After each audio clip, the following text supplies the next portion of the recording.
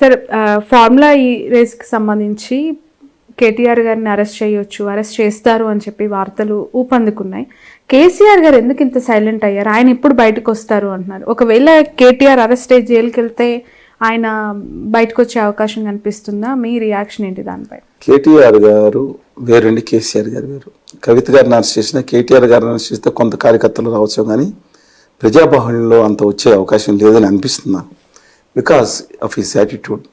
నేను చెప్పాను ఇంతకుముందే మీకు, ఆయన అద్భుతం. ఆయన సాఫ్ట్వేర్ కానీ మిగతా గణనీయమైన పనితీరుని కనబరిచారండి. 55,000 కోట్ల నుంచి 3 లక్షల కోట్లు తీసుకెళ్ళటం ఆయన పాత్ర చాలా గట్టిగా ఉంది. సరే మైనస్ పాయింట్లు మిగతా ఉండొచ్చు, కానీ ప్రజల నుంచి కొంచెం దూరం అయిపోయారు. ఎందుకంటే అడ్మినిస్ట్రేషన్ కేసీఆర్ గారు నేను చూసుకొని మొదలుపెట్టారు. అదే హరీష్ రావు గారు ప్రజలతో ఉన్నాడు మనిషి. చూడండి ఇద్దరి మధ్యన కేసీఆర్ గారు ఒక ఐకానిక్ ఫిగర్ అండి. Just please don't compare with KTR గారు. కేసీఆర్ గారి మీద ఇదే కనుక కేంద్ర ప్రభుత్వం కానీ కాంగ్రెస్ ప్రభుత్వం కానీ చర్య తీసుకుంటే మాత్రం ప్రజల్లో స్పందన ఉంటుంది. నా అసెస్మెంట్ అది. తెలుగు జాతి మొత్తం కావాలనుకుంటే ఖచ్చితంగా నాకు అందరూ, కానీ నాకున్న అసెస్మెంట్ ప్రకారం అది. అందువల్ల కేటీఆర్ గారు ఏదైతే ఉన్నారో ఆయన మీద చర్యలు తీసుకున్నా ప్రజాబాహుళ్యంలో పార్టీ మోటివేషన్గా ఉంటుంది, కానీ ప్రజాబాహుళ్యంలో ఎక్కువ రాకపోవచ్చు. రాకూడదని నేను అంటలేదండి, రాకో జనం అది నా ఓన్లీ మీరు అభిప్రాయం అడిగారు కాబట్టి చెప్తున్నాను.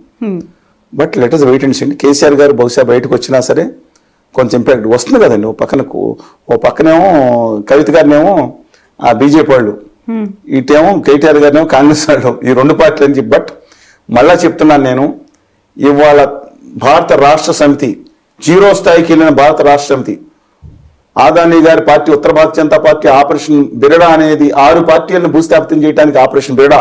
ఆ బిరడాలో మొట్టమొదటి తెలుగుదేశం 2018 మొదలైంది.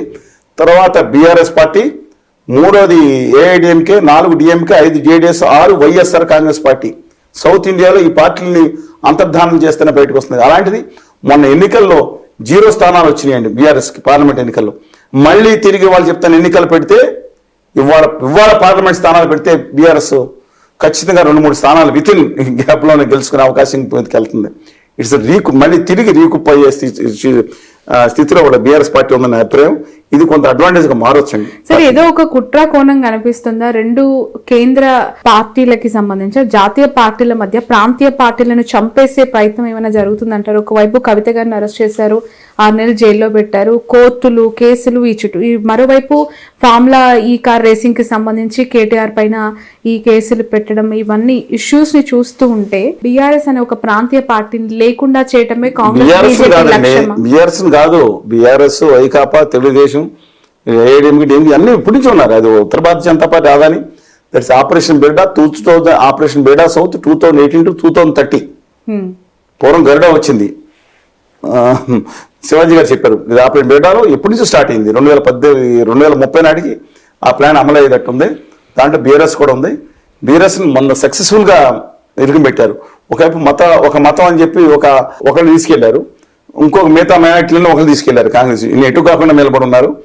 ఎప్పుడైతే తెలంగాణ రాష్ట్రం తన చారిత్రాత్మక తప్పుదం చేశారు, పేరు మార్చారో, బేస్ కోర్ వాటర్స్ కూడా దూరం అయ్యారు. చెప్తున్నా అండి, ఆయన పదే బ్లేమ్ చేసుకోవడం కేసీఆర్ గారు లోపం నాకు అర్థం కావట్లేదు. ఎందుకంటే కేసీఆర్ గారు ఆంధ్ర విషయంలో డెఫినెట్గా లోపం ఉంది, మా మనసులో బాగుంది, అది వేరే సంగతి. కానీ కోదండరామ్ గారు లాంటి కాంగ్రెస్ లాంటికి వెళ్ళే వాళ్ళని మినహాయించి మిగతా వాళ్ళని 550 మందికి ఆయన డెఫినెట్గా గుర్తింపు దక్కిందండి. కొంతమంది మినహాయించిన ఆంధ్రప్రదేశ్లో దీంట్లో 100 వంతు కూడా 1000 వంతు కూడా చేయని పాల్గొన్నారండి. అక్కడ ప్రాణాలు అర్పించిన వారు కనీస గౌరవం ఇవ్వకుండా అమరవీరులకు పక్కన పెట్టి దుర్మార్గంగా హేయంగా ప్రవర్తించిన ప్రభుత్వాలు అక్కడ వాళ్ళతో కంపేర్ చేసుకుంటే చారిత్రక ఉద్యమాలకు గౌరవం రాజకీయ నాయకులు, పొలిటీషియన్తో దిక్కుమాలిన రాజకీయ నాయకులు అక్కడ ఉన్నారు. And compare to that definitely Revanth Reddy గారు కానీ, కిషన్ రెడ్డి గారు కానీ, కేసీఆర్ గారు కానీ ఫార్ బెటర్. అందువల్ల నేను కేసీఆర్ గారి విషయంలో మాత్రం డెఫినెట్గా ఇంపాక్ట్ ఉంటుంది. వచ్చిన కొత్తలో తీసుకున్నాను, లాస్ట్లో ఇది ఇంకా ఇంపాక్ట్ ఉంటుంది. ప్రభుత్వం వారిని కొత్తలో తీసుకుంటే ఇవాళ అంత చెప్పలేం. బట్ కక్షాదింపు చర్యలుగా వెళ్ళకూడదని నా అభిప్రాయం. కానూన్ హాతలమ్మాయి దాని ప్రకారం వాళ్ళు చర్యలు తీసుకోవచ్చు. అది ఇద్దరు కలిసి వాళ్ళ తెలంగాణ జరుగుతున్న అన్యాయం మీద ఢిల్లీలో పోరాడాల్సిన సమయం ఇది. కేంద్రంలో ఉత్తర భారతీయ జనతా పార్టీ, ఆదాని గారి పార్టీ ప్రభుత్వం చేస్తున్న దుర్మార్గాలపై పోరాడాలి. ఇవాళ దాని మీద దృష్టి పెట్టాలి. ఎన్ని అన్యాయాలు జరుగుతున్నాయి, తెలంగాణకు అన్ని అన్యాయాలు జరుగుతున్నాయి. ఒక నేషనల్ ప్రాజెక్ట్ లేదండి. తర్వాత కృష్ణా జిల్లాలు, మిగులు జిల్లాల విషయం కేటాయించుకుని 2 రాష్ట్రాలను తప్పులు పెట్టి కూర్చున్నారు. ఇన్ఫర్మేషన్ టెక్నాలజీ ఇన్వెస్ట్మెంట్ రీజన్ అని 2012-13 కన్సీవ్ అయింది. అద్భుతమైన అవకాశాలు రావాలి. ఒక్క ₹10 పెట్టలేదు కేంద్రం. దీన్ని మొత్తం అంతా గుజరాత్కి రాయితీని 100% ఎగ్జామ్షన్ తీసుకెళ్లారు. Right. ఆర్బిట్రేషన్ సెంటర్ తిప్పలపట్టి కేసీఆర్ గారు తీసుకొస్తుండే దాన్ని కూడా తల్లి దీని ప్రాధాన్యత లేకుండా ఒకటా రెండా అని నేను చెప్తున్నాను. ఈవెన్ సెమీ కండక్టర్ ఇండస్ట్రీ రావాల్సిన 1,50,000 కోట్లు రావాల్సిన ఇండస్ట్రీని వస్తుందని ఆశలో ఉంటుంది. దాన్ని కూడా వేరే చోట్ల తరలించుకెళ్ళిపోవటం. ఆఖరికి బయ్యారు ఉక్కు ఫ్యాక్టరీ లేదు, కాచిపేట కోచ్ ఫ్యాక్టరీని స్కేల్ డౌన్ చేసేసి చిన్నది చేశారు. ఒక్కటా రెండా ఎన్ని అన్యాయాలని బుల్లెట్ రైలు అని చెప్పి 1,50,000 కోట్లు అక్కడ పెట్టుకుంటున్నారు. ఆయన బొమ్మ నుంచి ఆయన రాష్ట్రానికి వేసుకుంటున్నారు.